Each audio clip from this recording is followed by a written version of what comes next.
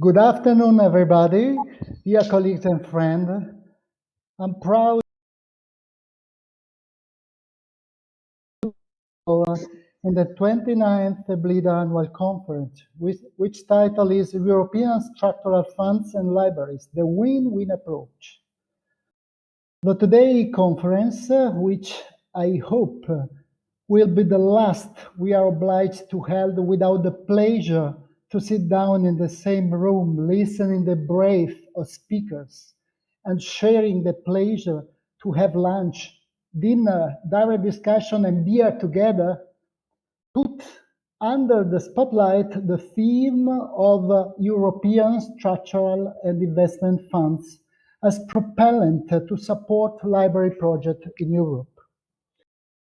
This is the first milestone in a strategy launched 2 years ago in 2019, when we adjusted our strategy to be consistent with the 2030 Agenda for Sustainable Development. This was a timely move.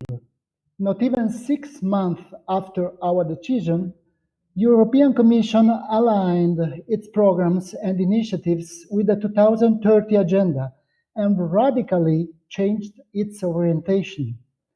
EBLIDA was by then already well equipped to adapt to this change. Then, the COVID has come with its burden of worry and uncertainty, upsetting our lives, habits, and priorities, and forcing us to rethink the coordinates of library activity. At that time, the spokesperson of the Italian Alliance for Sustainable Development, currently a minister of our new government, suggested that due to the extraordinary times we were living, Think the Unthinkable proposals should come out. And Think the Unthinkable has become the EBLIDA leitmotiv. In May 2020, the EBLIDA Executive Committee has launched a fascinating strategy, a post-COVID library agenda meeting sustainable development goals to be funded through European Structural and Investment Fund to 2021-2027. We decided to go beyond the narrative of good stories to be told. Our aim is to work on good policies to be followed and SDG indicators to be applied to library activities. In addition, we started to look at possible sources of funding for library policies and projects that meet the SDGs. And we came up at the end with EBLIDA's flagship program, the Think the Unthinkable program. After summer 2020, we published the report Think the Unthinkable, distributed in 3 workshops organized at European level in October 2020, followed by 6 workshops organized at national level in 6 different countries: France, the Netherlands, Greece, Latvia, Bulgaria, and Italy. Think the Unthinkable activities were also presented in Spain, and these will continue on request during next month, with more countries as possible, to raise awareness of the potential of this strategy. The Think the Unthinkable report is currently available in 4 versions and has been translated or adapted in 6 additional languages. It is worth to mention why EBLIDA selected European Structural and Investment Funds 2021-2027 as main area of intervention for European libraries. The first reason is that, unlike many of the programs directly managed by the European Commission, the research and development requirement in this kind of project is not essential. Therefore, projects can encompass small and poorly equipped libraries, as well as big and technologically advanced libraries. The second reason is that programs are administered at national level. Therefore, there is no need to resort to the construction of complex networks at European level.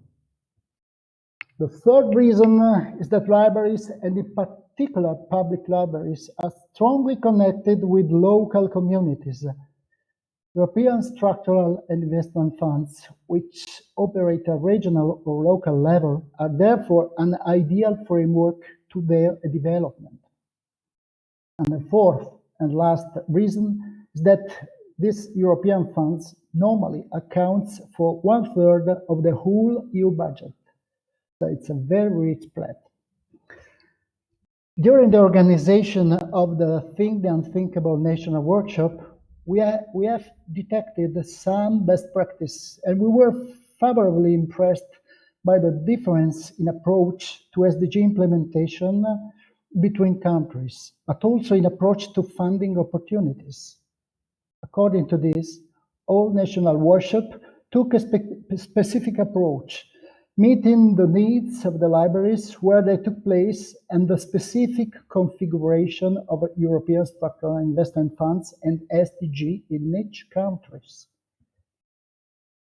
Dear colleagues, the aim of the Today EBLIDA conference is to cross-fertilize experiences of Think the Unthinkable in the 6 countries and offer the results of this approach to EBLIDA members and the public as a whole.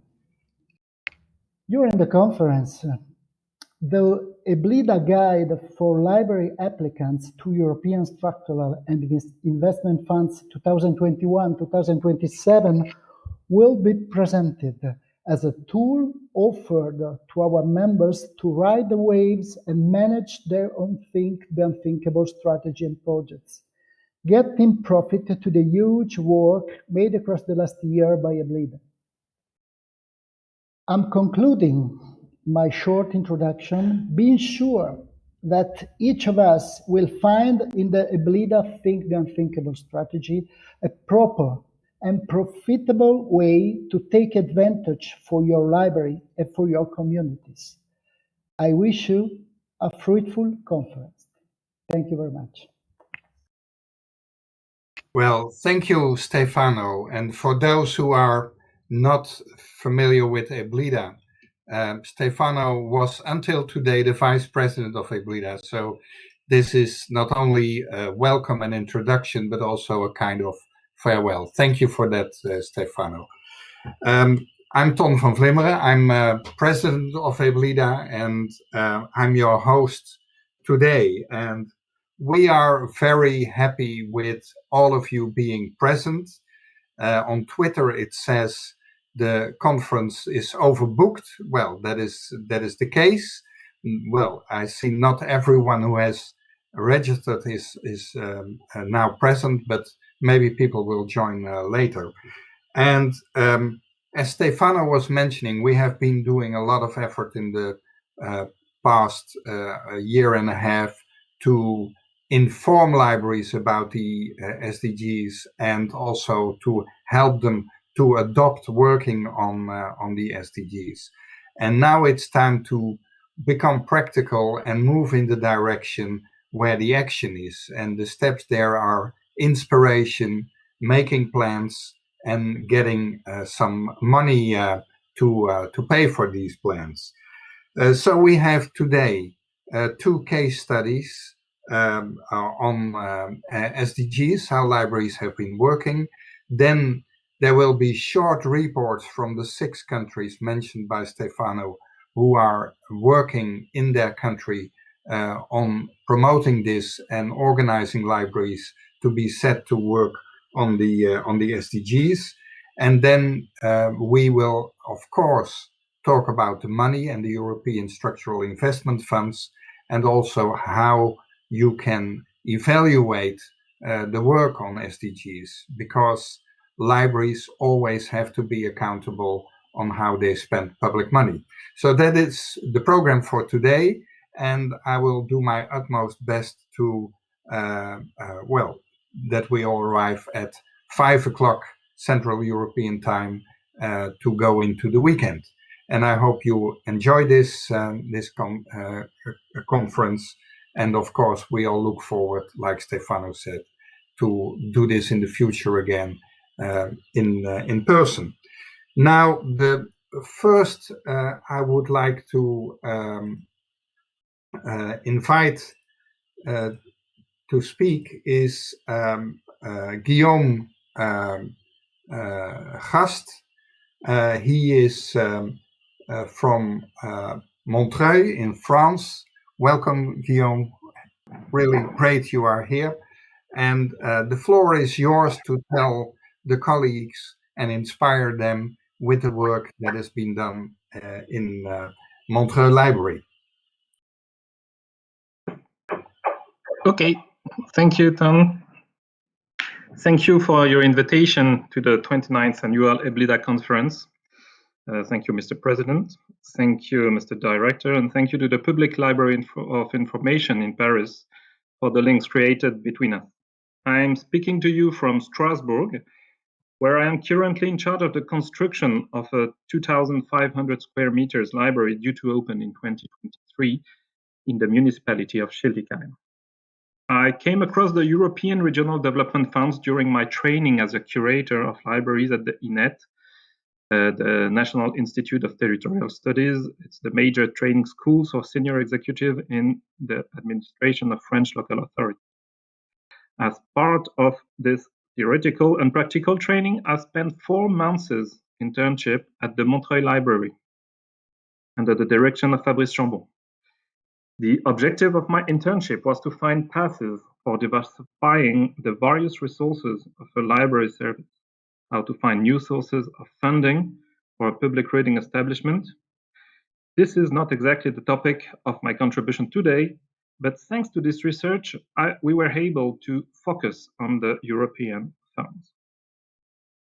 In France, as elsewhere in Europe, local libraries are financed by local authorities. The municipality or a group of municipalities like Est Ensemble for Montreuil or the Eurométropole on Strasbourg usually cover investments and the operating costs of public institutions.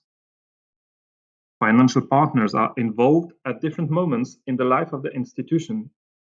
Regarding the current project of library I'm in charge of, the department, the region, and the state finance a substantial part of the investment costs. A share of the running costs can sometimes be available as, for example, the Sunday opening aid. Concerted action of these partners notably facilitates the development of projects in small towns and maintains a local public reading network throughout the territory. But European funds are hardly ever mobilized. These funds are little known, complex to implement, and difficult to follow up once assigned. In Montreuil, a first attempt had been made with Bologna. The two cities host remarkable children's book fairs, and an attempt to bring about an exchange between the book clubs of both fairs as part of a Socrates program has failed. Finding another interlocutor proved to be very difficult. Working with them was complicated because of the language barriers, scheduling problems, and finally assembling substantial files in a coordinated manner with partners made the operation too complex to be successful. Such was the situation when I joined the Montreuil Library in November 2017. Fabrice Chambon, the director, was very worried about the fact that European funding could help diversifying the resources of a library, especially without any support. The time I could exclusively spend on this issue turned out to be the key success factor number 1. Further, in a second phase, meeting Juliette Limousin, the person who was in charge of European funding at Est Ensemble, helped implementing the project. As a reminder, Est Ensemble is a territorial public establishment bringing together the municipalities of Bagnolet, Bobigny, Bondy, Les Lilas, Le Pré-Saint-Gervais, Montreuil, Noisy-le-Sec, Pantin, and Romainville. It's on the east of Paris. The regrouping of these municipalities allowed developing within the community a specific mission responsible for facilitating the successful completion of European funding files. Generally, the managing authorities for a European fund is the region, which sets up local contacts to guide people who seek information on European funds. Contact people are present in several territorial communities to support project leaders and bring projects to a successful conclusion. Their job is to monitor these territorial funds. And this is, of course, the key success factor, number 2 of the project. As a matter of fact, after studying the various existing systems, we were quickly turned to the European Social Funds. It actually included a section Employment and Integration, but also Fight Against Dropping Out of School. Our objective was to tackle with the number of young people under 25 leaving their initial training without any qualifications. Yet, every year, the city of Montreuil develops 35 projects with several local classes in different schools. All young people throughout the territory have access to the library in order to find out about different approach to learning out of school. It's a great opportunity for them to discover a new place with a wide range of resources to assist them with further training. This is the point where activities of the libraries meet European objectives, and it's the third key success factor for the project. The main challenge was therefore to match reality of the project supported by libraries and the inherent constraint of European funds. To obtain subsidies, it's necessary to justify fairly simple elements such as identifying a target group of early school leavers strongly related to the national education system. The daily work of the libraries of Montreuil, with all the actors involved, and the territory has made it possible to justify the reality of such a link with the local education system. In the end, it was decided to work with 3 classes, including one of newcomers and another one of secondary school students with special learning needs. We eventually applied for specific funding for hosting them. Human resources expenses are the easiest to identify. Time spent welcoming classes is thus accounted for and partially financed. The other expenses taken into account are those which can justify a call for competition in order to guarantee Europe that the cheapest provider had been chosen. This approach made it possible to finance part of the book acquisitions and possibly communication operation. But in the artistic field, competition is not really relevant, and expenses related to the visit of a local author could not be taken into account in the grant application. This grant application was submitted in 2018, and the funding was validated in 2020. The Bibliothèque de Montreuil obtained €25,000 for 2 consecutive years. According to Fabrice Chambon, monitoring and justifying expenses are feasible if well anticipated. It's indeed necessary to be able to justify the use of employees' time and anticipate the presence of logos on communication media, for example. In the end, this constraint must be taken into account because it's closely linked to the highly expected funding. Please note that for the 2021-2027 programs, there have been simplification measures in this area. To conclude, I would like to thank both the Bibliothèque of Montreuil and Est Ensemble to have welcomed me for the INET internship. The message we would like to convey today is that the funding of library action is possible thanks to European Regional Development Funds. It is necessary to be able to devote time to this operation in the different services. It is very important to meet the people in charge of European funding in your regions. And projects can be funded when European development objectives are linked to the daily missions of the library. I thank you for your attention. Well, thank you, Guillaume, for your presentation and insight. And you were quite clear what the key factors were, but I guess there might be some questions for you. We do Q&A after the 2 case study presentations, so we don't do them now. So I invite everyone who has a question for Guillaume to put that in the chat so we can attend to it. And once more, I thank you for your presentation. We now move to the second case study, which is a case study of the Netherlands, where 4 libraries were engaged with European funding in a project for elderly citizens. Theo Kemperman is the director of Rotterdam Public Library, and I am happy to give you the floor. Theo, please go ahead. Thank you very much, Tom, for inviting us to share this spectacular program with all the listeners from all over Europe. I'm kind of expecting now exactly a presentation. This is this Dutch library program for the most deprived people. And it's an honor to speak to you about this spectacular program.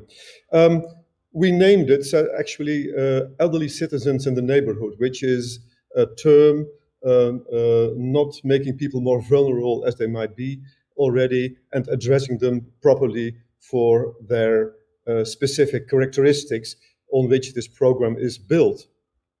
It is actually a long-term program that supports the vulnerable elderly people by libraries. And 6 years ago, it was initiated by the then director of the Public Library of Utrecht, now better known as the just appointed knight by our king, Ton van Vlimmeren, and also our EBLIDA president. The DTation, and it is executed together by the 4 libraries of the 4 biggest cities in the Netherlands, actually Rotterdam, Amsterdam, Rotterdam, The Hague, and Utrecht, you can see, and in collaboration with numerous partners in these various cities. And the program itself is actually activating these vulnerable elderly people. It started in 2015 and has to end in 2022. It's subsidized by 4.4 million euros out of the Fund for European Aid for the Most Deprived, and additionally financed with roughly 1 million euros by the 4 libraries and the many activities financed by partners or foundations. For whom actually exactly is this program? Well, it is for elderly people in these 4 cities which are on a so-called state pension for the Dutch people around us, AOW. They do have a really a low income, and they are kind of socially isolated or in danger of becoming so. It's actually a hard-to-reach group. They do need our support, and it's really difficult to reach these people, to find these people, because they don't tend to go out and make themselves known or clear that they need this attention. So these attendees are often referred to us by our social partners, which can be doctors, can be social welfare programs, etc., etc. It's quite an extensive program, and finding the people was probably the biggest goal we had. It's to empower the goals then. Some 5,000 vulnerable people, elderly citizens in these 4 cities in total. It sounds like only 5,000 in 4 huge cities. Yes, and still we were not able to find them all. I mean, this was such an effort that our utmost best was not enough to make this around 5,000. I'll tell you about that later. But spectacularly enough, after 1 year, starting with this program, starting to meet these people individually, this 65% was still engaged in the program. And we measured that some 40% of the people strengthened their social network, and some 60% of the attendees have enhanced skills, which is actually very successful. Let's go to the how. How do we try to strengthen these people, not only to find them, to strengthen them, and to give them actually a better future? Well, it is about informal meetings. Libraries are about meeting, especially our new libraries, public libraries are about meetings due to programming, and we program around elections. I can give you a huge list of many hundreds of options, but I'll tell you only a few. About elections, a very important thing, because people who are not included in our society get excluded from our democratic process. So elections are a key point in telling and engaging these people. Medicines, people who are not engaged are vulnerable for getting more illiterate.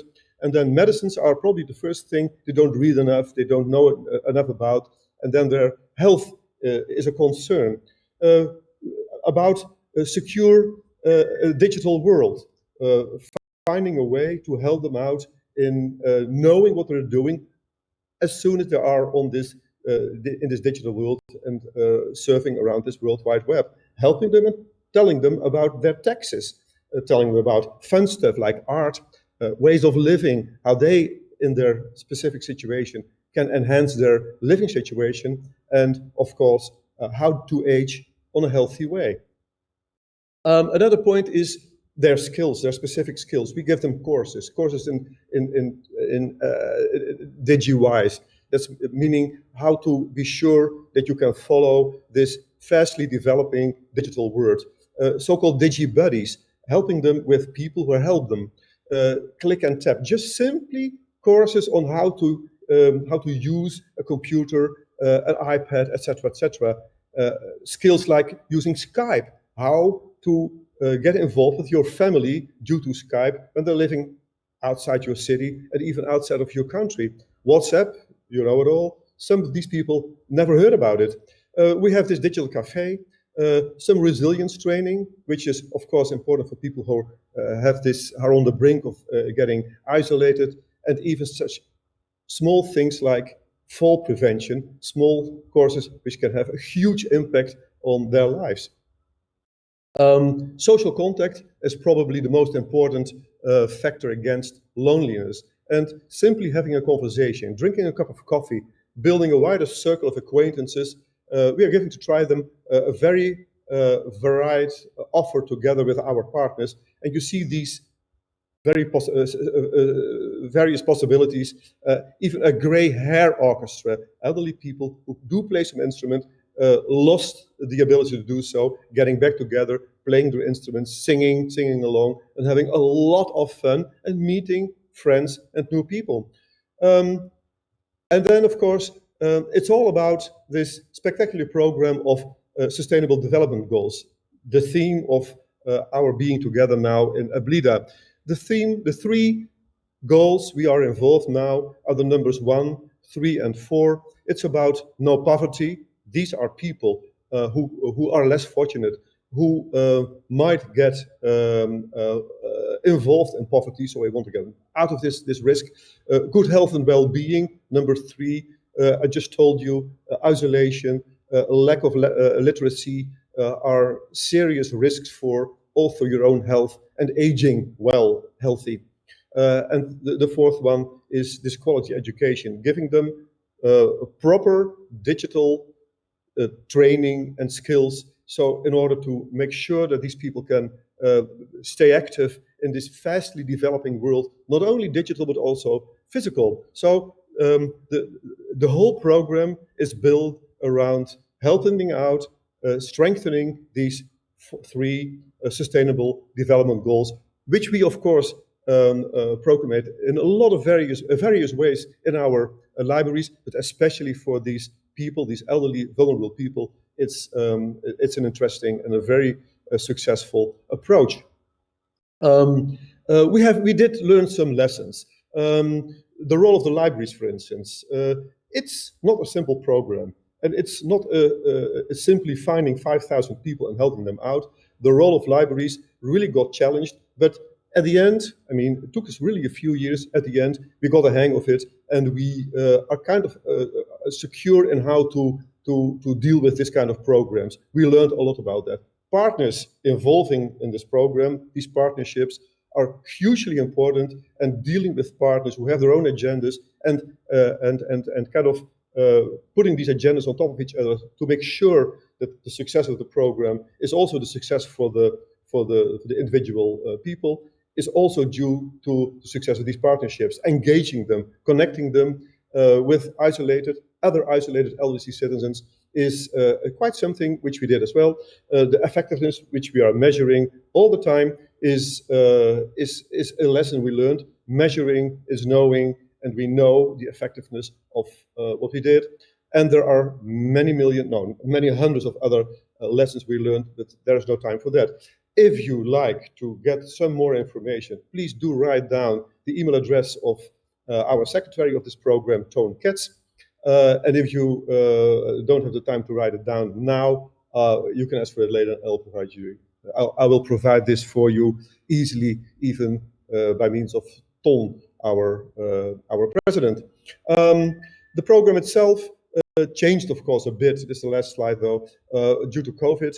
And instead of numbers, which were really important, these 5,000, the emphasis got more on the intensification of the contact, calling these people we knew and trying to be sure, trying to connect them with this strangely isolated world, even harder than we could before. It is still supporting those who need it the most. So not all of these elderly people were part of this extra program during COVID, but the most vulnerable people were. And at the end, quality was more important than quantity, which really was an important goal also for Europe, who helped us out tremendously. This is the end of the results. You can read it for yourself. We did have effective outreach. We did expand their social network. We did enhance their skills. The quality of life got really better, and the role of libraries became more clear than it ever was. The Dutch National Institute of Public Health and Environment, the RIVM, is monitoring this project as we speak. And the end of this year, probably at Q3, Q4, we get their results, and we are very much looking forward. And as soon as we have them, I make sure that EBLIDA will also share these results with you, because it's not only about these 4 libraries, it's a program which can effectively done by all libraries. As soon as we have our results, you can profit from that as well, and I make sure that that will happen, can happen. I think this is enough. Thank you so much for your attention. I have to thank not only Ton for starting this program, but also Europe for investing in these 4 huge cities with their libraries and helping out these people and making able that we learn from it so well. Ton, the floor is yours again. Thank you, Theo. I think that was, in short, an impressive presentation as well. We now have time for questions and answers. So I invited the audience to ask questions in the chat. Until now, I see most rewarding messages saying it was inspiring. There is a question from Spaska Tarandova. Is it a national program funded by EU funds? Is the question to Theo. Actually, thank you for this question. It's a good one. Yes, it's in a sense a national program, but only attended by, to start with, by these 4 libraries of the 4 biggest cities of the Netherlands. It's a kind of pilot program for 4 years. After the successes of these programs are monitored well enough, it can be rolled out over all libraries. Our program actually was also set in stone by all the administration, but as soon as we have done and finished this program, we are kind of getting rid of the administration, and then it's simply easing and sailing around the waves of elderly people and all these people and all these partners in these cities involved. So yes, it can easily rolled out over both the Netherlands as well as the whole of Europe. Okay, thank you. And there's a question from Reiner Smok-Bathe. Have you had a cooperation with the adult education institutions in your cities? Yes, in each of these cities, the same or also different partners were involved, and many educational partners were partner in this program. So yes, but the interesting thing of the program is there were 4 libraries involved, 4 big but different cities. So we had also the opportunity to see this program evolving around 4 different lines. Although they share a lot of common goals and interests. There were also 4 different approaches, and the sum of these approaches is something which we want to share with you. And yes, in each of these cities, education partners were involved. Okay, thank you. And Antonios Morikis from Greece is asking, how did you get the funding? Did you submit a proposal? Well, actually, Tom, I'm kind of luring this question towards you, because you are not only the father of this program, but you also managed to find these 4.4 million euros. So please answer this question. Well, it addresses 2 aspects, I would say. The fund we have applied for is now become part of the structural investment fund. So it's not a fund on its own at this moment anymore. But we applied indeed for this money. And it also says something about the way that European money is conveyed to your country, to your national situation. So there were in these funds a lot of opportunities in different countries, and like in Germany, for instance, the money went to food banks, but in the Netherlands, the Ministry of Social Affairs said, well, this money is supposed to enhance in a structural way the position and the quality of life of vulnerable people. So that is different from a food bank where you provide people with food, which is important, but doesn't help them to come in a structural different situation normally. So the Dutch ministry decided to put all the money, 4.4 million, they would get from Brussels into one project. There were quite a lot of applications, and well, more or less to our astonishment, we were selected as the best proposal. There you are. Thank Yes. I don't see other questions. Are there questions for Guillaume for the presentation on Montreuil?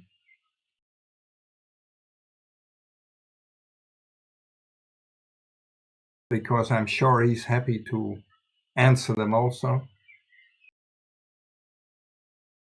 If there are no more questions, we are perfectly well. We can go on easy. I thank you, Guillaume and Theo, for your presentations. Very inspiring and a good start for this conference. Thank you. And I hope you will stay with us for a while, so Yes. while we continue the program. Thank you. Thank you. Then we move to the Think the Unthinkable in 6 countries. When I look a bit away, that is because I have another screen where the program and the text is on, so it's not that I'm distracted by other things. And these 6 countries are the countries where there have been national conferences on the Think the Unthinkable report. And we thought it would be interesting for you to see how in these countries different actors, sometimes the National Library Association, sometimes the National Library, sometimes different parties, individual libraries, have picked up on this topic and how they organize the movement to come to plans and actions in these countries. We have limited time, so they are allowed to speak for 5 minutes. I will be very, very strict on that, but I hope they will inspire you and will tell you what their next steps will be and what you can learn from them. And we start, this is really a wonderful afternoon for me because I'm allowed to invite to speak almost all friends I know. Spaska Tarandova, she's from Global Libraries Foundation in Bulgaria, and Marina Encheva, who is also on the board of the executive committee of EBLIDA. So I'm not sure who's going to do the talking, or are you going to do it both, but the floor is yours, Marina and Spaska. Very much, Tom. Good afternoon, dear colleagues. The current presentation is a common work with my colleague Spaska Tarandova. It's a pleasure for us to be here and to provide you with some information about how we are implementing the EBLIDA Think the Unthinkable strategy in Bulgaria. In order to promote the strategy among different kinds of Bulgarian libraries, the Library and Information Association in our country translated in Bulgarian the EBLIDA Think the Unthinkable report and published it in the library journal BBA Online. The library community in Bulgaria showed high interest in the strategy, and a lot of questions arose about the opportunities for financing library projects through the European Structural and Investment Funds. This led to a successful event, the Think the Unthinkable conference in March, co-organized by EBLIDA, the Bulgarian Library Association, and the Global Libraries Bulgaria Foundation.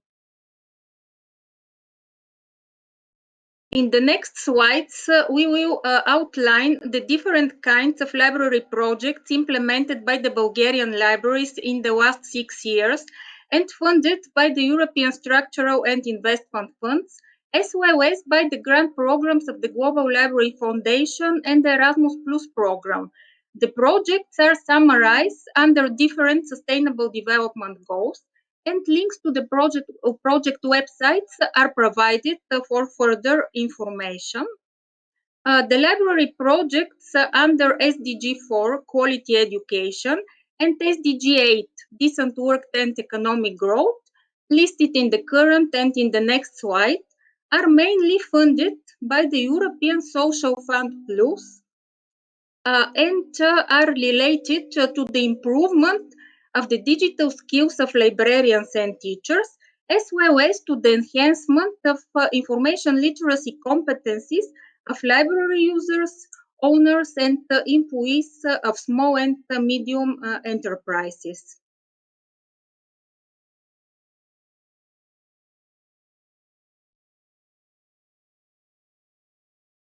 For implementing projects under SDG 11, Sustainable Cities and Communities, some of the libraries in Bulgaria have used Science and Education for Smart Growth operational program of the European Regional Development Fund.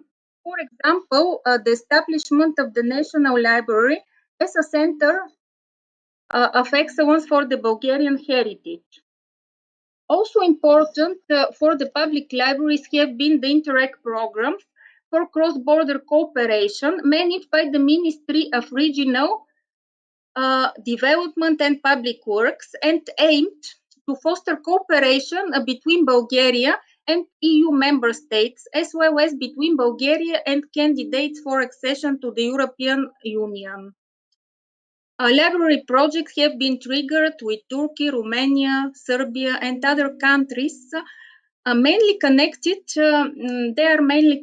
with the digitalization of precious library collections of regional importance.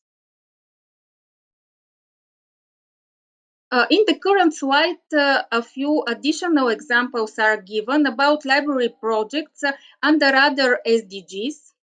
Life on land, gender equality and industry, innovation and infrastructure.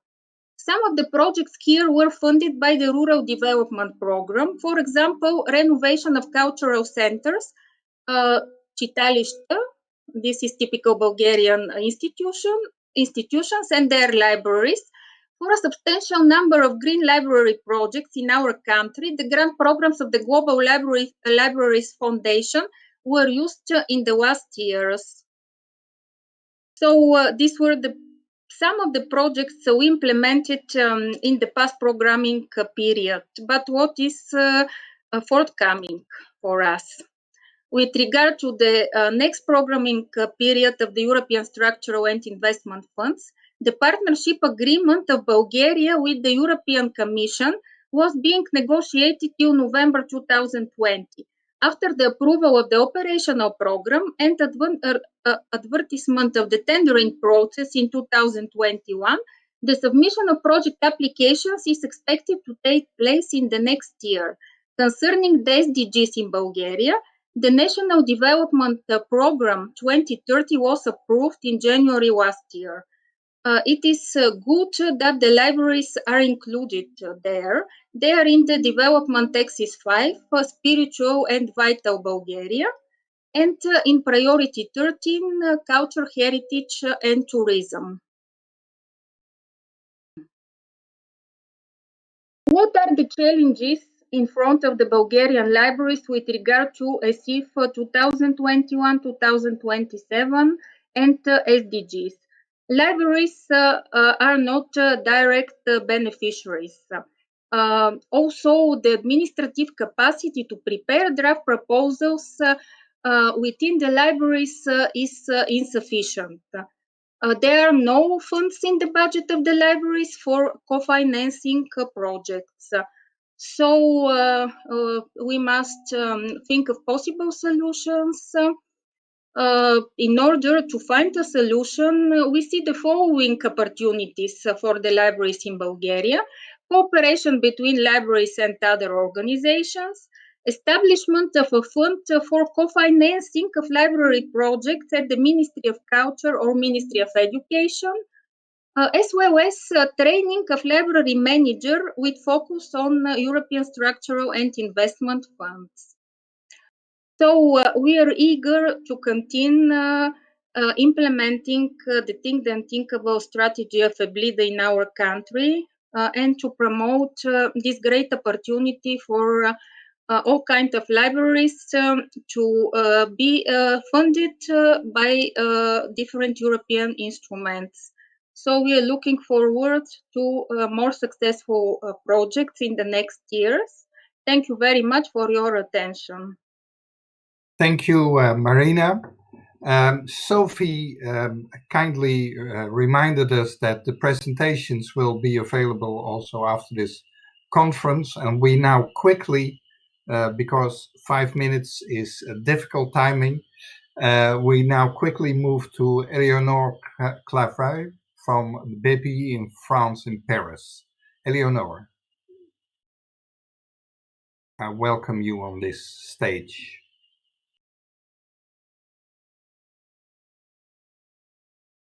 Are you with us?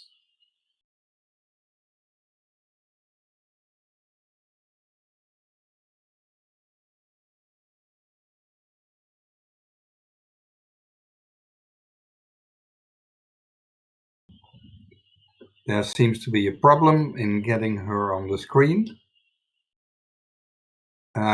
Maybe we can switch and do Greece first. Antonius. Oh, something is happening. Now we have the Eleonore. Sorry, I've been disconnected. I'm really sorry. No problem. It's only off your time now. Please go ahead. Okay. So good afternoon, everyone, and thank you for this invitation.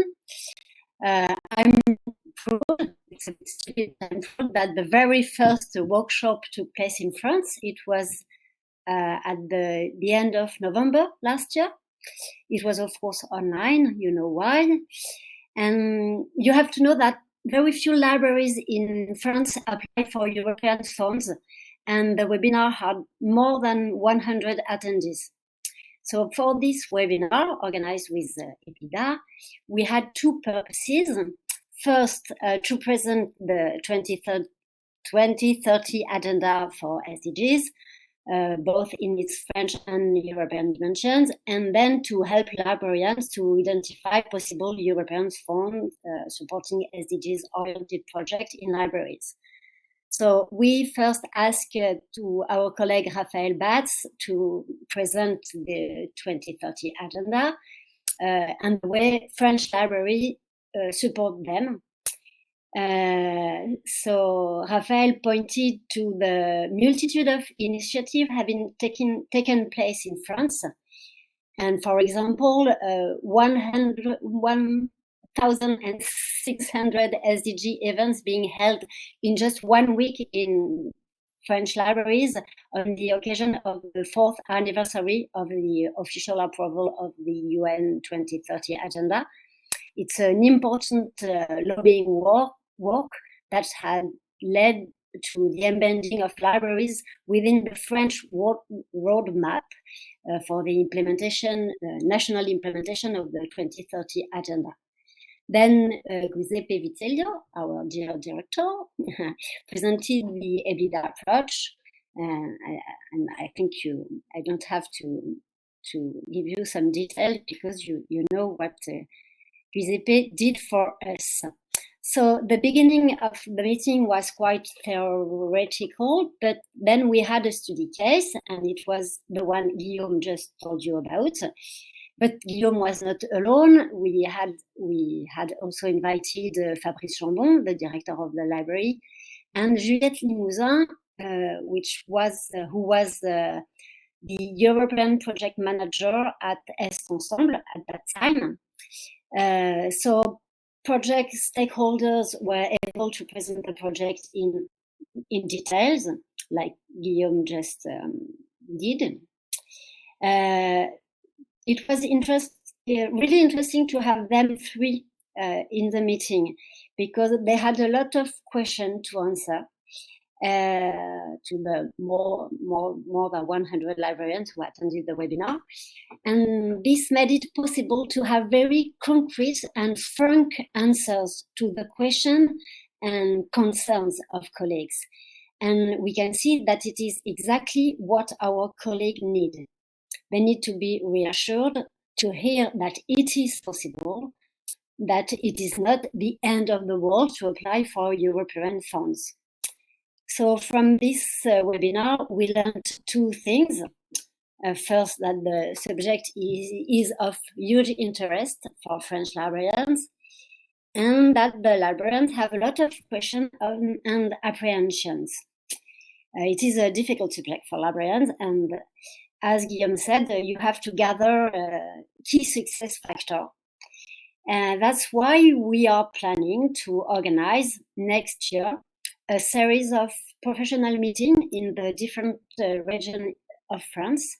In each region, we would deliver information about the funds, of course, about the TTU guide, and organize meetings between librarians and European project managers in their area. And we hope that this could be the starting point to prepare grant application for some libraries on their own or perhaps even together.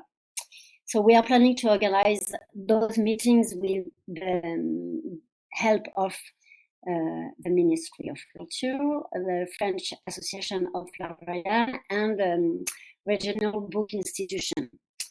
So we'll let you know about this plan. Thank you. Thank you, Eleonore. Thank you very much. There are still opportunities to ask questions about these presentations in the chat. As we have 6 speakers in a row, please tell who you want to ask a question, because we might mix up things. We now quickly move to Greece, to Antonios Mourikis, and I invite you to tell you what's the plan in Greece. Antonios. Hello, can you hear me, I suppose? Hello, good afternoon, everyone from rainy Athens. Thank you, EBLIDA, for giving us the opportunity to say a few words how Greece and Greek libraries are planning to meet the SDGs through EBLIDA, of course. First of all, a few words about our association. Greek Association of Greek Librarians and Information Scientists is member of IFLA, EBLIDA, and NEP, of course. And as we can say in a general sense, we follow the 4 IFLA strategies about strengthening the voice of libraries, inspire and enhance our profession, connection and empowerment, and optimization, of course. How it started, all this? As a new elected governing board since November 2020, we had a number of preparatory meetings with Director of EBLIDA, Giuseppe Vitiello. In these meetings, we examined the background, meaning that what has been done so far in Greek libraries regarding the SDGs and funding in general. And in these meetings as well, we discussed and exchanged ideas of best practices, how Greek libraries can be connected in all these procedures. And of course, we participated in a number of meetings with ELSIA group, the group about the Sustainable Development Goals. All these preparations resulted in a meeting in February 8th. We named this meeting the experts meetings. Why? Because 6 Greek libraries were invited. These libraries have been funded in the past either by private initiatives or by the Greek state. So in this meeting, we tried the libraries shared their experience, how they managed to get funding, what projects had developed. The projects were mainly in preserving cultural heritage, actions and activities about kids and pupils, and in some cases, activities and actions about persons with special needs. All these projects, of course, there were individual cases, so we would like to identify, and there was a further discussion based on the experience that these libraries shared with us, what perhaps will be the future for the Greek libraries, what Greek libraries can do in order to have funding from the European Structural Investment Funds. Meanwhile, in cooperation with EBLIDA and the director Giuseppe Vitiello, who his support and guidance is I can say that is priceless, we created a table. Here you can see a sample of this table with some SDGs that are recommended by the Greek Association.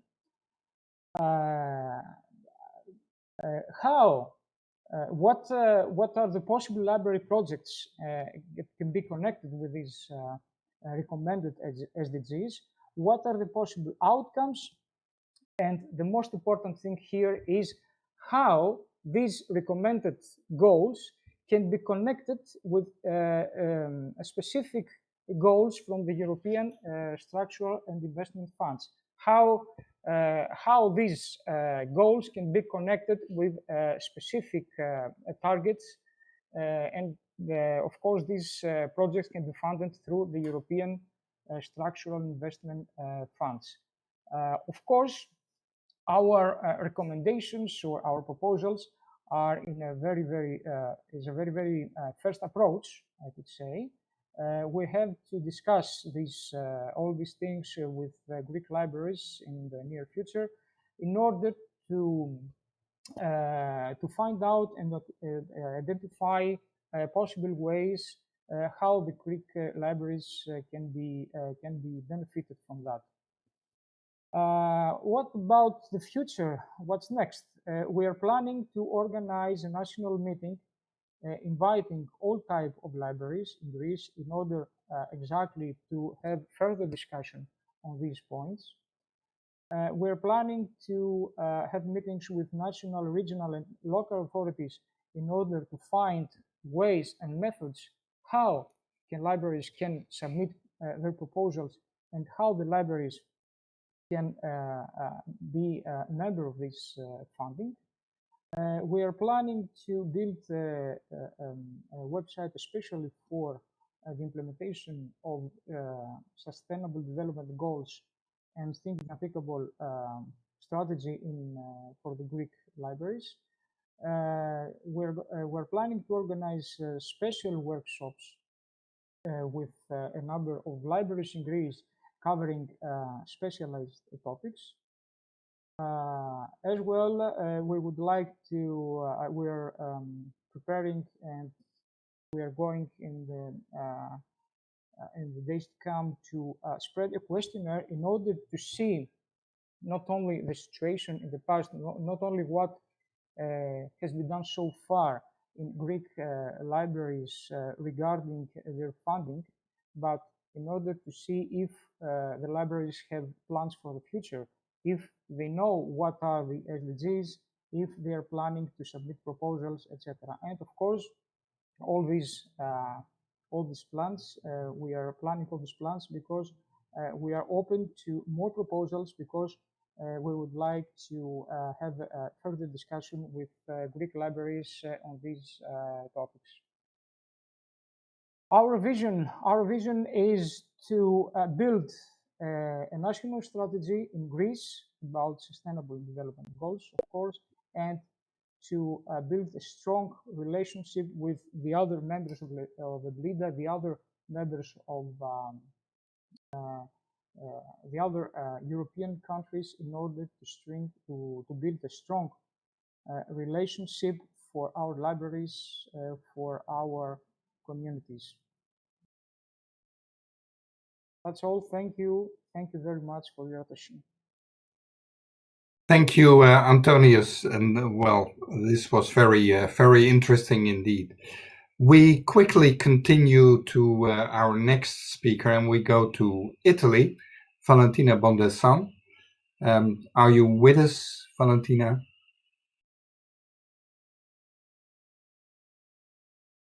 Okay, I'm here. Yeah, wonderful. Please go ahead. Good afternoon to everyone. So, the TTU strategy in Italian libraries started with the translation of 2 EBLIDA documents, very important and precious documentation you all know, followed by the organization of a national TTU conference in September, focused on libraries' actions, local strategies, indicators, and impacts towards the SDGs. Currently, Italian Library Association, RDR, Rete delle Reti, that means a network of networks, and EBLIDA, are developing a 3-step program focused on training of librarians, aimed at a better understanding of the European structural and investment funds, cultural design, project management and prototyping, and political advocacy, an approach aiming to promote greater awareness among Italian decision makers. This strategy is being developed now for the second half of this year. It may be useful introducing RGR, Network of Networks, a public library consortium association in Italy, created with the objective of developing new solutions for libraries to better serve our patrons, finding common solutions, tooling up Italian libraries to assist them in dealing with the future challenges. A particular note, the Italian situation is different from that of the other state members. In Italy, libraries and cultural institutions suffer from the absence of a central authority managing standards. And innovation development policies are completely delegated to regional governments with quite uneven results in terms of levels of public services throughout the country. Italian Library Association and RDR allied to cope with this situation. The first in a series of events was a webinar in April to engage librarians in meeting the agenda goals and the opportunities opened by ESIF.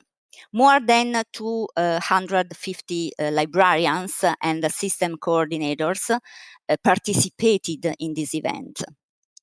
In the second step, we shall give birth to a group of labs, 10 virtual labs, devising project design around 6 lighthouse themes, matching the agenda SDGs, and covering these particular issues.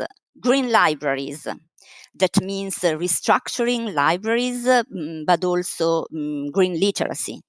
Digital preservation and digitalization with the two FOSI, cooperative web archiving of cultural heritage digital resources, and the new information ecosystem. Digital services and skills, digital literacy, citizen science, and so on. Wiki-based repositories, that means access to scientific databases and information.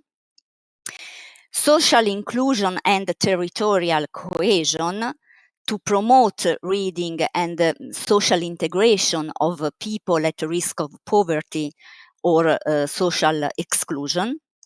And the last theme, economic growth and employment, to improve access to employment, to develop the local economy and convert libraries into business incubators. The last step in our threefold strategy will create awareness among Italian decision makers and the achievement of a strong political legitimacy of the library projects attaining the goals. The work group is now planning a series of conferences to get the politicians informed and engaging them on our activities. Finally, a reflection on our communication plan. We shall inaugurate new forms, new waves of storytelling by reaching out to librarians and policymakers through video teasers, podcasts, interviews, platforms, library social networks, and we will ensure full translation into English so as to make available these materials on our platforms. We believe in EBLIDA mission, and we hope EBLIDA will continue to grow stronger every day, also by our support, our collaboration. We know that Italian libraries, only if Italian libraries tackle European societal challenges united together and closer to EBLIDA and to other state members, libraries will have the chance to orient funds towards more promising opportunities. That's enough for me. Thank you so much. Thank you very much for this opportunity. I'm very proud to be here. Thank you for your attention. Thank you, Valentina. Really wonderful to hear this strategy. Thank you. We now move to the National Library of Latvia, to Katrina Kukain. Katrina, welcome. Please inform us on what's happening and what the plans are in Latvia. Hello, and thank you very much for this possibility to talk with you. And And thank you also EBLIDA to push up, to put on table this actual item. And actually, our strategy starts with lessons learned in previous periods, and also conclusions made in joint webinar with EBLIDA, National Library of Latvia and Library Association of Latvia in February this year. And I will show you some conclusions, but first of all, if we are looking back to previous planning period and in the light of this experience, Latvian libraries can take pride in the fact that they have managed European structural funds funding in various programs in previous planning period. And primarily, public libraries have been partners in Interreg cross-border projects. As you see, 50% of evaluated cases. And other projects have been implemented using various financial instruments as European Agricultural Fund for rural development, for example, or Erasmus program. But some individual libraries have managed funding also from the European Regional Development Fund and European Social Fund, including National Library of Latvia. Yes, and it's very diverse projects, and if we look at the thematic breakdown of them, we see that there's also very close to the SDG goals already in previously. Social responsible measures, reducing social isolation and social integration, for example, of children from disadvantaged families, promotion of voluntary work for people aged 50 plus, and promotion also of public health. There also was the infrastructure projects, construction of library buildings and improvement of premises and new equipment for libraries as well. In thematic breakdown for education and skills, there was projects of non-formal education programs, professional development, of course skills, including digital skills, local heritage research projects, and also innovative or new services, interactive event forms, digitization, of course, and contactless and remote services who became more actual in last time. Also creation and promotion of local environment. It's like an environmental projects, but also libraries as partners in public spaces and revitalization of public spaces. Some examples, these are two infrastructure projects. You can see the scale from large to small, and these examples is one from the reconstruction of the Ogre Central Library, and they get the funding from the emission allowance auction instrument using innovative low carbon technologies in the construction of new library is just opened. But there are another small project, but very nice, and from European Agricultural Fund, where library in cooperation with Lauberry Parish administration made the project Garden of Feelings, that is really the public space improvement around the library for the local community. And what we done, we made a survey between the public libraries to understand how they look to the next period. And one of the main conclusions is that they see that role of libraries is changing. And there is some quotes from this survey that the role of the library system in the national context in Latvia is growing.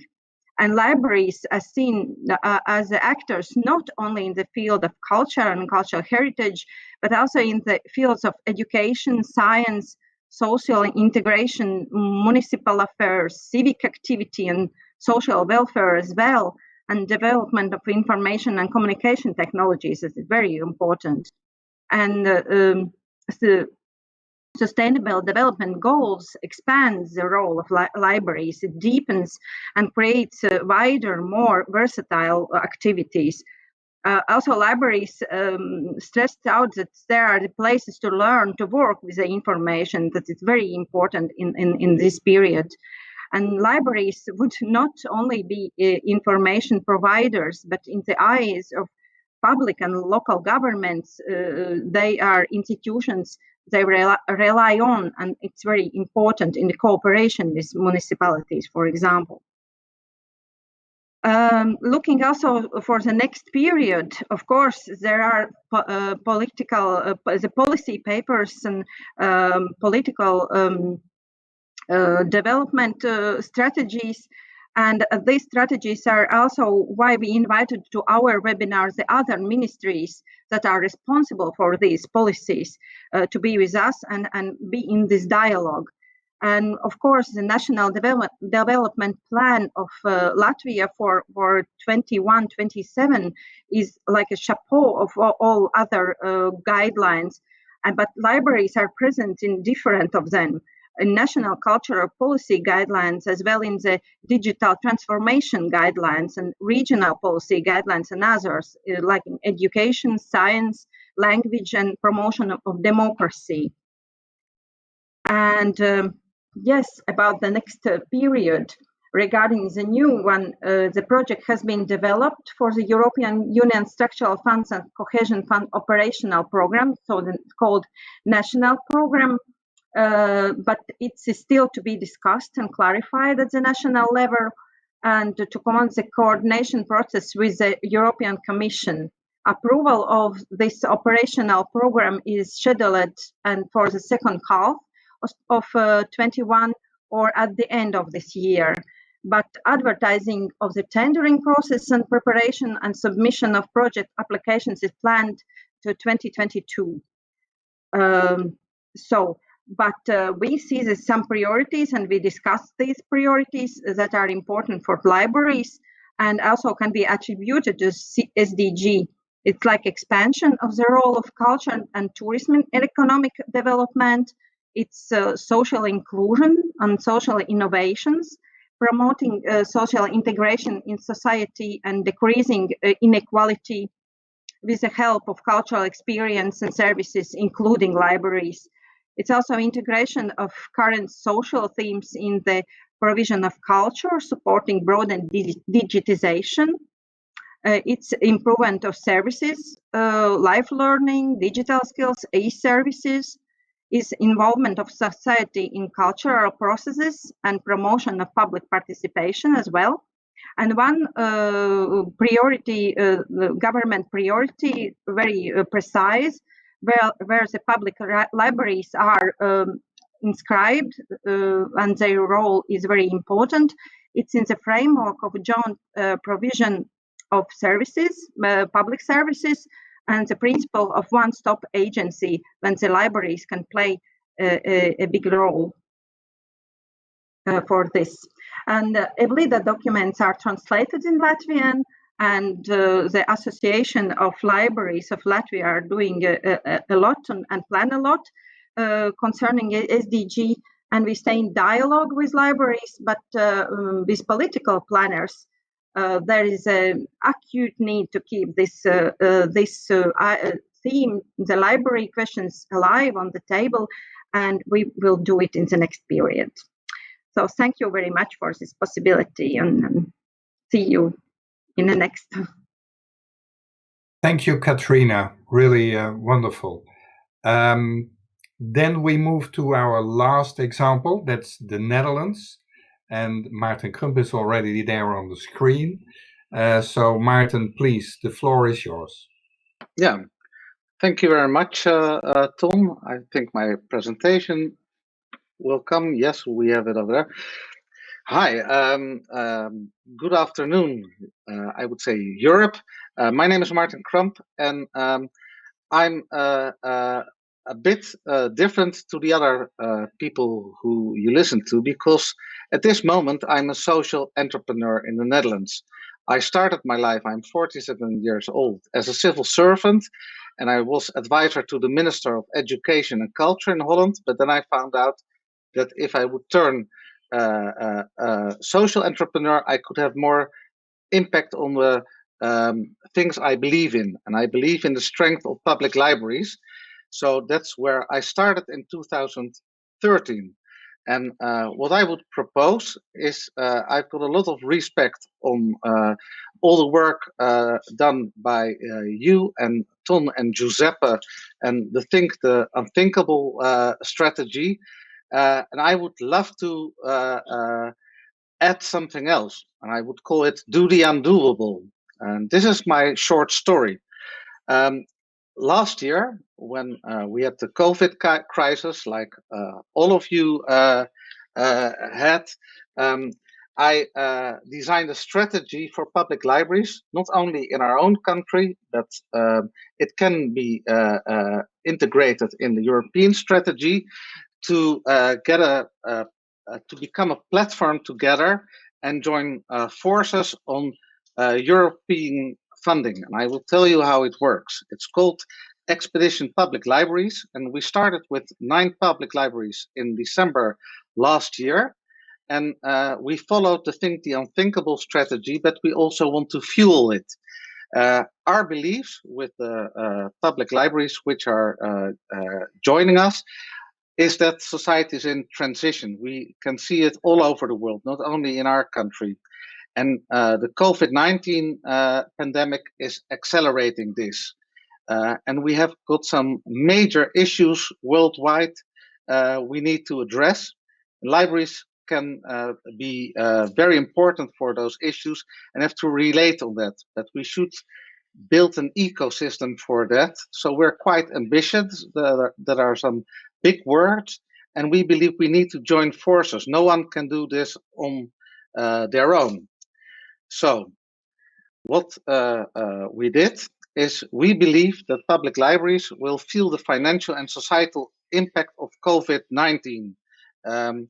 And we need a funding strategy. So we don't only look at European fundings or streams of money on a national or regional level. We have to look on a more strategic way on all those ways of funding. And we believe it doesn't start at the European program or the European fund. It starts with the question, what makes you relevant for your local community? So we need to find out what the core is of every library who joins our network. And we have to relate that local or regional relevance. We have to relate it to the SDGs. And we believe the SDGs are very strong, but because it can become an international language, we will all recognize. If we speak Bulgarian or French or Italian or Dutch, we will recognize the SDGs. And what would happen if we would align together our libraries regarding the SDGs and the local relevance everybody has? And if we know that, then we can look at all the means there exist, and we won't see it as a kind of Las Vegas. It's not gambling with money, but we will have a sharp vision and a clear strategy. So if we are able to align, our impact will grow. And that's why we started Expedition Libraries in cooperation with EBLIDA. We activate and support the network of public libraries and connect networks to networks. And our dream is that also tiny libraries will be able to create, with the support we have in this community, a funding strategy and see they are also relevant for the SDGs and their local communities. Because a lot of libraries are afraid of the red tape because of all the policy of European funds. And we built a team which has got years of relevance, national and international, experience, on how to fund and how the red tape works. So you shouldn't be afraid of the red tape. You should know where it strengthens the heart of the core of your own public library or public library network.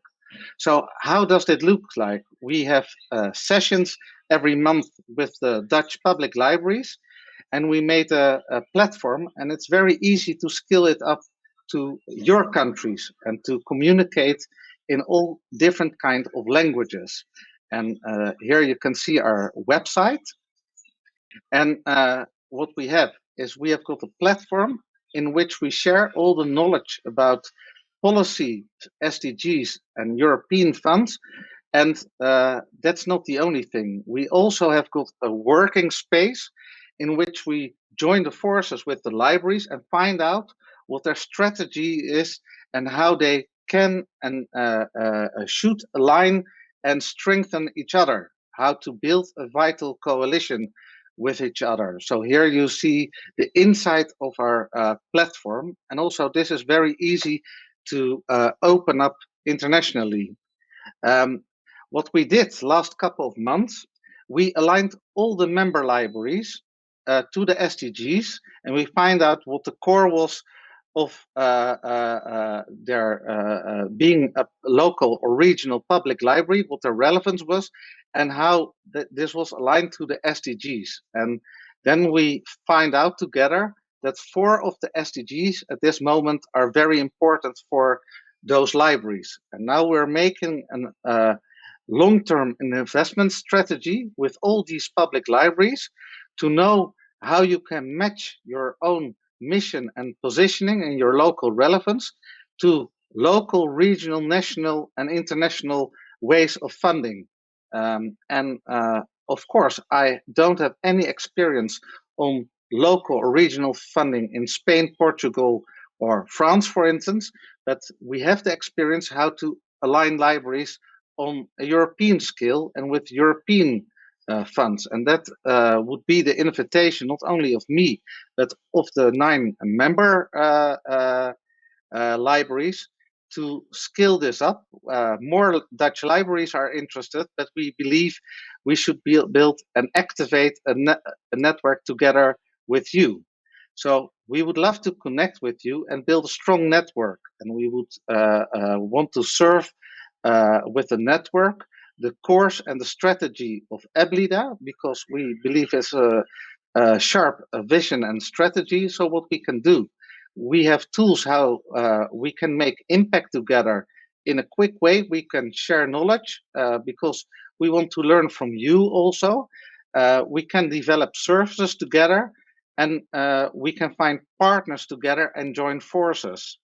And the last thing is, if we can activate our network, so do the undoable together and align it to the SDGs and to the Think the Unthinkable strategy, we can give EBLIDA a clear and a sharp voice.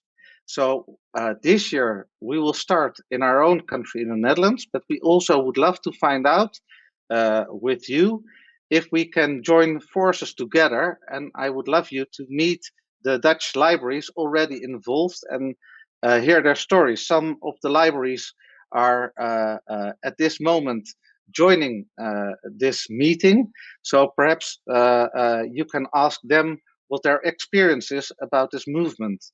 So this is my story in 5 minutes, and well, thank you very much. Thank you, Maarten, and we love doing the undoable. That's a good next step for thinking the unthinkable. People who know me will be aware that I normally put in a break after an hour in a conference like this to stretch the legs and to have a glass of water. Because we are running out of time, I'm not doing that. We will continue. And well, EBLIDA wants to organize and stimulate exchange between libraries in Europe. That is why it was so important to have these stories on the table today. There are some strands in the stories, like creating your strategy, aligning the strategy with the level of the situation you are in. Are you still in awareness, in information, or can you move forward already? How you organize this with partnerships, involve the politicians. There's a lot of aspects that have been mentioned and taken into account in the different contributions. And I would say if you didn't know all these speakers, you now just extended your network, because you can reach out to them and ask them your questions, or go, well, connect to them, because you are invited to cooperate by many of them. So please benefit from what was on the table. Then we have two last items on this conference. One is about the funding and the monitoring of that, and the other is about the project evaluation. And I am aware that it's a lot of words being spoken towards you, but I hope you are still interested and still with us in this last half hour. So please, Giuseppe, I like to give you the floor on monitoring the European structural investment funds. Thank you, Tom, for giving me the floor, and if I can have access to the slides, Sophie, please. Thank you very much. Thank you. Okay.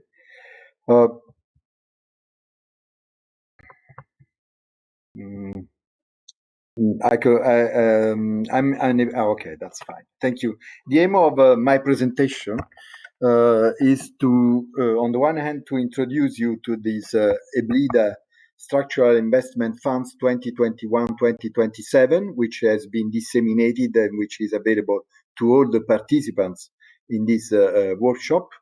And then, so the guide for library applicants. And then also to tell you a little bit about the future of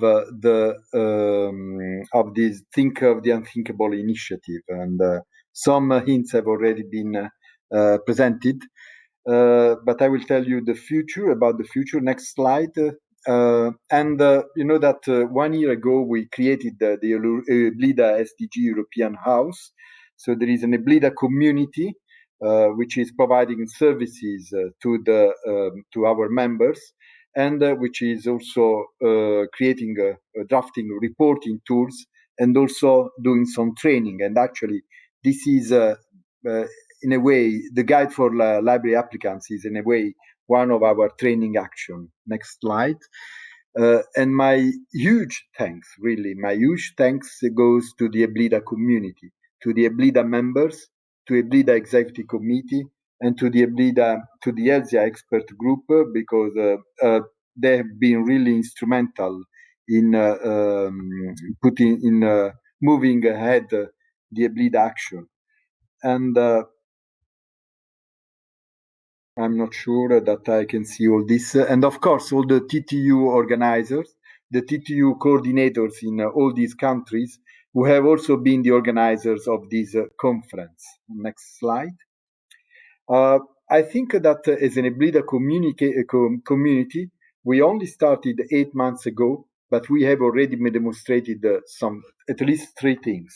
First, the Sustainable Development Goals are not only stories to be told, but they are policies, and you have seen in 6 countries policies that can be assessed through indicators. The second is that there can be a European approach to Sustainable Development Goals, and that this approach is now following all over Europe, and in particular in these 6 and 7 countries with the addition of Spain very soon. And these policies can be funded through European structural investment funds. And then finally, that SDGs are not accessory objectives to the library core mission. They are the library mission that should be reframed into this new Agenda 2030 framework. Next slide. And so now I focus on the guide for library applicants. Next slide. And the guide provides you with general information about for instance, you will get to know general information about the structural funds, and for instance, the difference between the European Regional Development Funds and European Social Funds, and how different is this difference among European countries, because there are projects that in one country may certainly fall within a regional development funds, and is the same projects in another country, like for instance Netherlands, who can only fall into the European social funds. Then you will also have get to know what it means in the smart specialization strategies and what they are. Next slide, and you will also get information, general information about SDGs, and I would like to thank really warmly Raphael Batz for having written this chapter. Raphael has put all her knowledge and her experience about sustainable development goals. So you will get to know how to translate library activities into SDGs and why it is so important for libraries to be involved in national strategies. You have seen the example of, for instance, Latvia, but there are other examples, like in France, for instance. It is very important, actually, that libraries participate in this national strategy. But also, next slide, you will get, I mean, there is a central chapter in this guide. In the next slide, please. Yes, how to make use of ESIF funds in 8 steps. So 8 steps, some of them are self-explanatory. You have to keep in mind the objectives of the EU work program. Then you can get in touch with the TTU national coordinators, and I would like to thank them for having authorized the EBLIDA to put their names and also their email addresses and their contacts. And of course, in countries where there is no TTU action, you can address the EBLIDA Secretariat, and we'll try to channel you towards other organizations, other initiatives in Europe. Next slide. Then, of course, there are parts of there are some steps which can tell you that you can consult the tools that EBLIDA has made available within the Sustainable Development House, and also the tools that have been made available at national level by our partner organizations. Next slide, and I will give you an example, like the EBLIDA Matrix is one of these tools where for each of these of the goals, you can get an overview of European Union programs that are implemented these particular SDGs, and also the library policies that are linked. This is transversal. And then next slide, you can also have access to this EBLIDA SDG Knowledge Information Center, KIC, and you will find there how libraries are implementing the Agenda 2030 in several countries. Next slide. And of course, you will also find the tools that are made available in countries.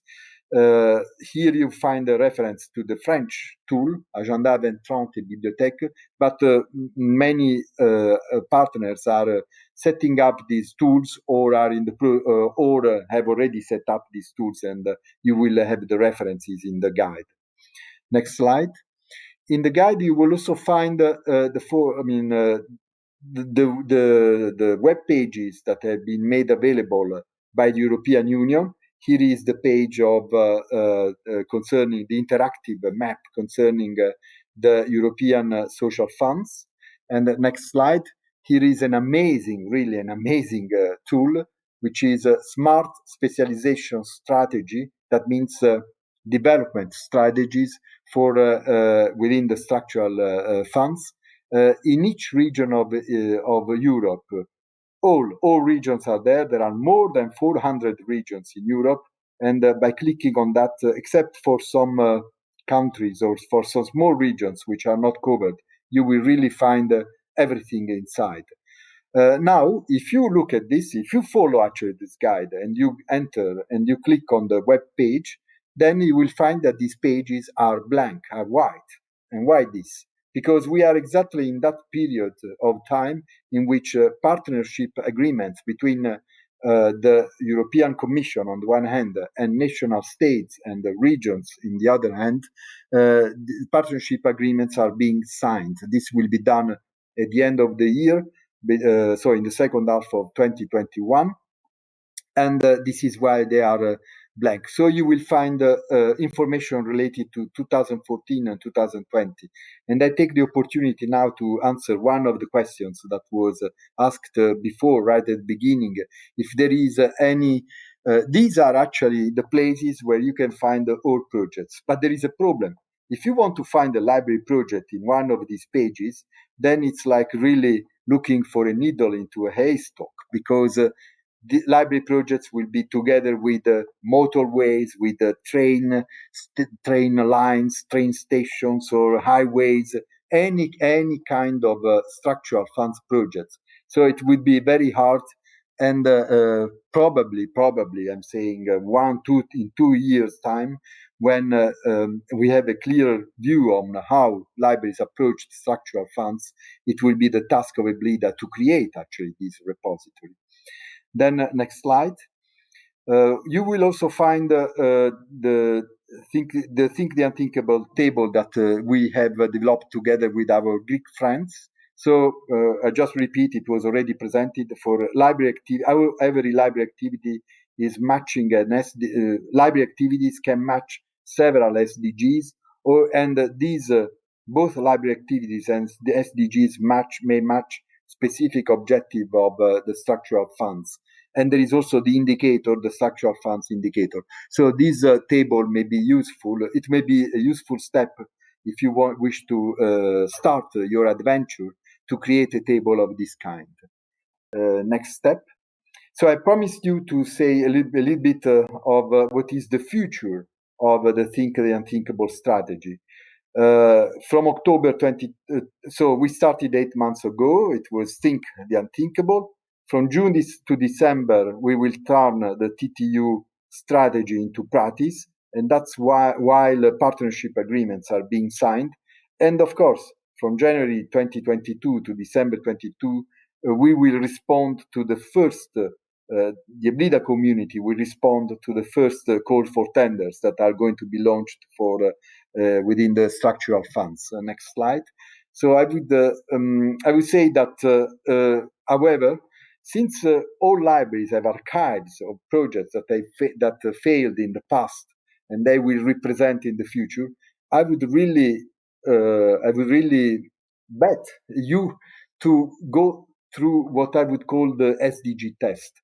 And I would like to remind that the best definition, which is still very, very current, of SDG is that development that meets the needs of the present without compromising the ability of future generations to meet their own needs. That was in the Brundtland report some 35 years ago.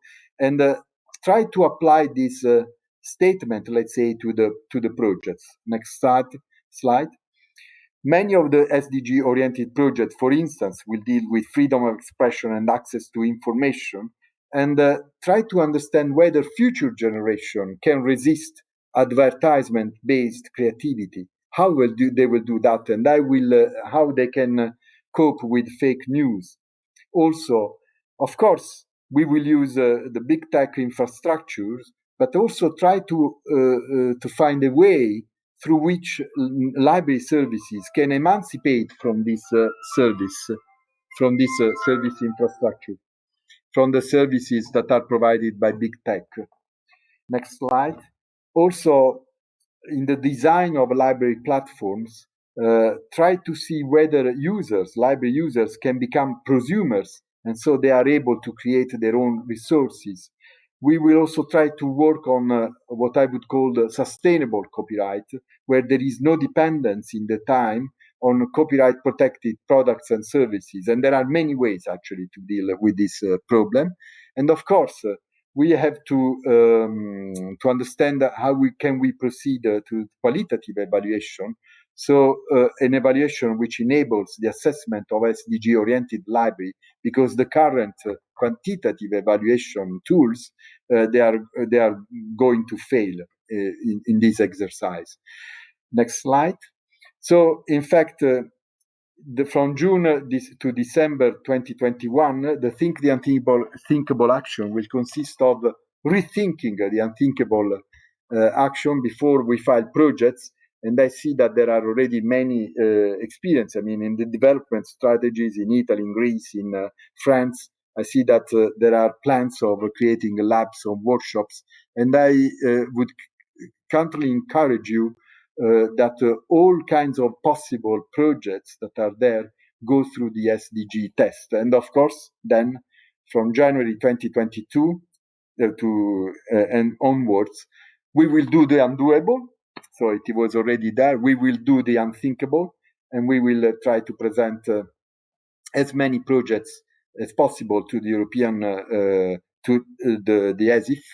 And this will perhaps be the leap forward through which libraries will become relevant, structurally relevant within the European Union.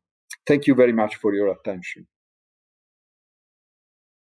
Thank you, Giuseppe. Well, that was in a bird's eye view of what has been done and what's going to happen, and how you can test if you are doing the right things.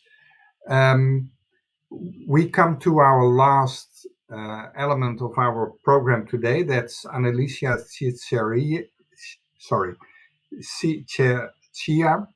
She's a researcher in Italy on statistics, and she will take us on project evaluation.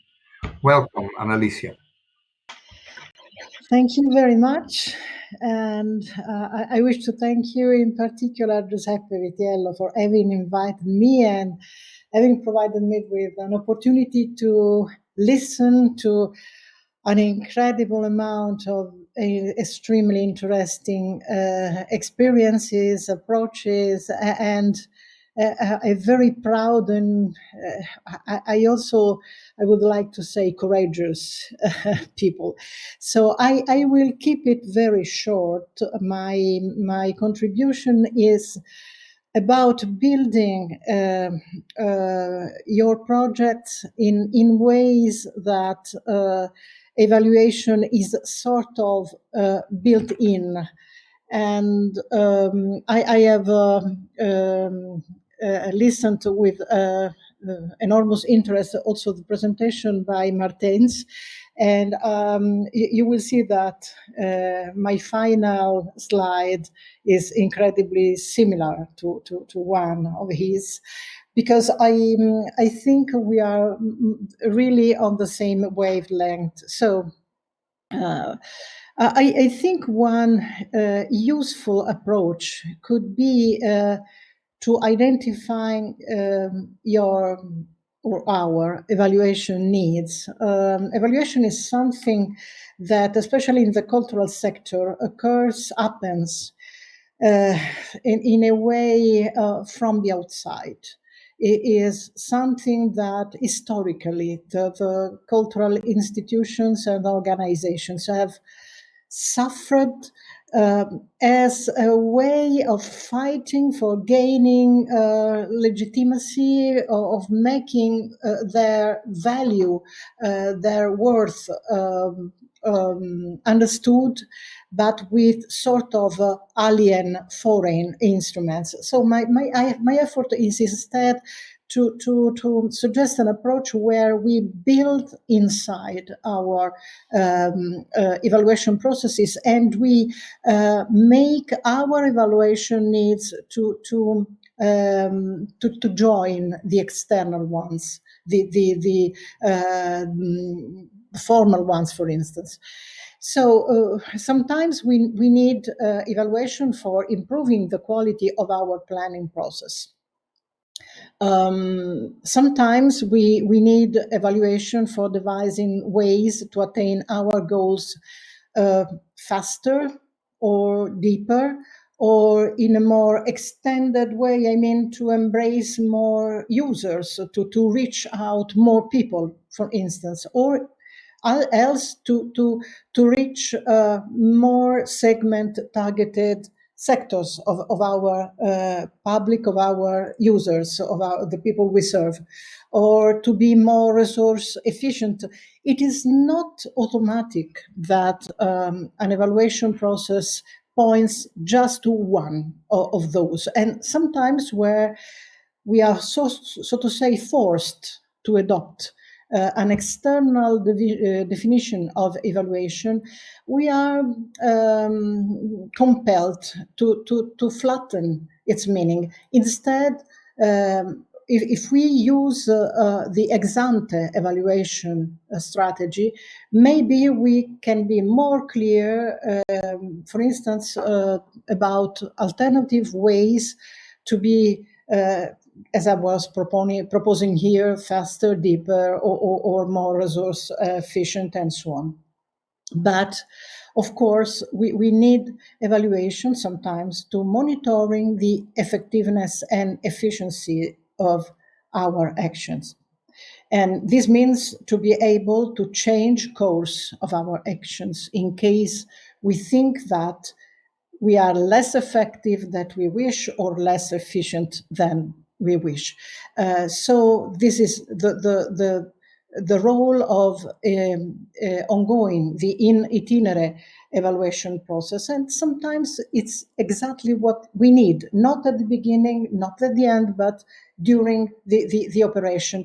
And I'm fully aware that for people like most librarians are, that are always understaffed and facing a huge amount of work, setting apart resources in terms of people and time and money to spend on evaluation may appear really a luxury. But I think that the most we are able to incorporate this attitude and these actions in the very way we work, I think the best results we can attain. Now I come to some of the points that have been proposed so far, and evaluation helps also us how we comply with values, principles, policies, rules. In this case, the principles of the European regional development strategy or the sustainable development goals. So how we do comply not only at the end of the process, but how can we build that compliance since the very beginning and to keep to steer our boat in order to remain en route in that direction. And finally, I think there is also a way of using evaluation because we need to legitimate ourselves, especially when we are competing for funds or for resources, broadly speaking, and we compete with other purposes, goals of policy makers or decision makers. Often we need to be very clear about our value, and so we need to spell out our impact. This is also something that, insofar we build evaluation in our daily activity, will come as a natural outcome of our work and not an additional effort.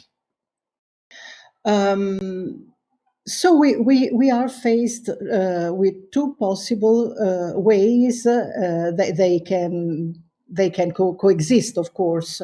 Two aspects of evaluation included as a part of a planning evaluation cycle. On one side, we should resort to evaluation as a support to make rational choices among alternative options prior to taking action. And that is a very important role of evaluation because it helps us to be fully aware of the degrees of liberty that we have and the range of choices, alternative choices that we have. I like in a special way the idea of thinking the unthinkable and doing the unthinkable again, because this means pointing not so much at repeating more or less what we have done so far, but to be fully aware that even in the most dire conditions, in the more constrained situations, we are able to choose between different alternatives. So evaluation can help us in selecting what is the best course of action and to deploy fully our mission and as we understand it, either as more resource efficient or as inclusive socially or lasting in its effects, or all the things together and so on. Then also we must conceive evaluation as a way of controlling, monitoring and assessing whether and to what extent our plan, project, actions have attained their goals in track with our expected objectives and results. That is a very important aspect and cannot be separated by a clear definition of our goals and aims. It is very difficult trying to understand what our goals are if we have not stated them at the beginning. So it's very difficult to evaluate if we have a sort of deficit of planning attitude at the very beginning. But there is also, I've resorted to this image of terra incognita, the unknown land, because often, and I'm here speaking as a professional who is often called to assist evaluation in the cultural field, in a third idea, in a third conception. Evaluation as something, as a process where we try to discover the unplanned, unexpected, physical, environmental, social, economic, or cultural consequences of our processes or events. So in a way, is a sort of surprise factors. We carry out our activity and then we discover that we have produced something else, something that we had not imagined at the beginning. Often in the cultural sector, as you know, these unplanned effects are extremely interesting, like all those effects, all those impact on the well-being of people, on the health condition, on the acquirement of life skills and so on, that are not in the beginning, that we did not state in our goals, among our goals and our purposes, but come as an additional aspect that we are called to evaluate. So I strictly speaking, this is not orthodox, but I think it's a very important aspect, and we must be very open to that and to try to include as much as possible also those unplanned aspects. So basically what a project evaluation is about. There are a lot of aspects that we could try to keep in mind, and I think that each individual organization or professional should create their own menu, their own list. I mean, in some cases, we are called to be focused on the quality of the process. So to ask ourselves if what we are doing is relevant, is consistent, is effective or efficient, if we are able to solve problems, if it is feasible, sustainable, if it may be transferred, if it is a learning process, and so on. So it is about the process. It is the machinery that we have devised. In other cases, and I think more than one intervention today has pointed to that, It is more compliance with values, principles, guidelines, regulations. Sometimes when we participate in a call, we must show, we must demonstrate that we stick to values, principles, guidelines. So it is a sort of patent compliance with some established set of rules, and evaluation can help us to do so. In other cases, we are more interested in outputs and products of our process, and so we must concentrate our evaluation power on that direction. In other cases, we are interested and focused on the short-term impacts of the process. And I think many of the examples, many of the cases that have been presented today rightly pointed to those impacts. There were some visible changes. They were desired changes, planned or unplanned, but however, something that happened because of our action. And so in some cases, our project evaluation must be pointing in that direction. Sometimes that is more rare because it's more difficult to find the resources for doing so, but we are also interested in the mid-long-term impacts of the process. And when I think at libraries, of course, the mid-long terms are extremely challenging. It is a very interesting topic that evaluation should cover. And they border on outcomes. That is what is the final effect that you have on your target situation, on your target place, on your target population. I will make it short. You see, this is an example of it's an open table, and when I saw what Marcent was producing, I found it the similar approach. I think we could all, as a way of an exercise, try to interact to all the 17 SDGs in terms of a few aspects of our potential project evaluation. So in what ways each of the 17 SDGs interact with the quality of the process? I know that if we look at the 17 SDGs in a direct way and prima facie, only few of them are involving directly the activity of a library.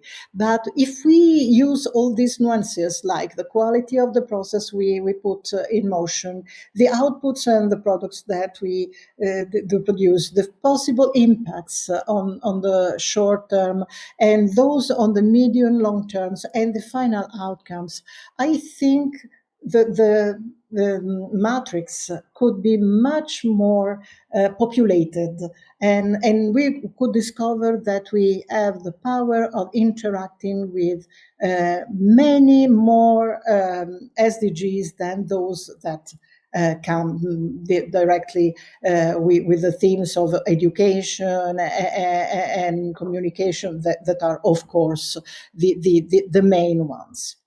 So I hope that my reflections have been somehow useful to you, and I really thank you very much for the invitation. Giuseppe, thank you again, and thank you all for your hospitality. Well, thank you, Annalicia, for this wonderful presentation. I feel a bit guilty that I didn't manage to keep track of time, so there is no time for questions and answers anymore. But well, the weekend is waiting. It's past 5 o'clock in Central Europe, so we have to come to a conclusion of this this conference. I can promise you there was a lot at the table that requires more discussion between all of us. and we will certainly organize that. For now, I think it's up to you. You have had an opportunity to learn from others and to see how they are dealing in their situation. You can reflect what is closest to you. You can evaluate your strategy and see what SDGs might be connected, where you could find partners, and also, well, prepare yourself to come to proposals when the time is ready for that. And EBLIDA will be there to support you in that. There is an announcement that the guide will be available for download. We will provide you with the link, and it will be, if you can't find the link, it will be on our website. So thank you for joining us today. I hope and trust it was inspiring and helping you forward in the wonderful work you are doing in your libraries. So thank you very much, and hope to see you soon in the future. And if you have questions, you know how to find us. Thank you.